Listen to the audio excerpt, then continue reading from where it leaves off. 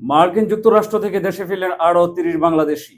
ইউরোপকে রাশিয়ার তেল আমদানি বন্ধ করতে হবে ট্রাম্প। লাগাতার হামলায় গাজায় একদিনে নিহত চালিয়েছে ইয়েমেন। ফেরত আসতে হচ্ছে বাংলাদেশিদের। অবৈধভাবে অবস্থানের অভিযোগে দেশটি থেকে এ দফায় ৩০ বাংলাদেশে ফেরত পাঠিয়েছে ট্রাম্প।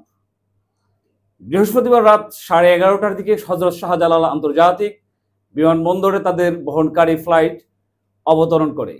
জানা যায়, ফেরত আসা অভিবাসীদের মধ্যে 29 জন পুরুষ ও 1 জন নারী রয়েছেন। দেশে ফেরত আসাদের কেউই গণমাধ্যমের সঙ্গে কথা বলেননি। রাশিয়া ইউক্রেন যুদ্ধে থামাতে ইউরোপীয় দেশগুলোতে রাশিয়ার কাছ থেকে তেল কেনা বন্ধ করার আহ্বান জানিয়েছে যুক্তরাষ্ট্রের প্রেসিডেন্ট ডোনাল্ড ট্রাম্প।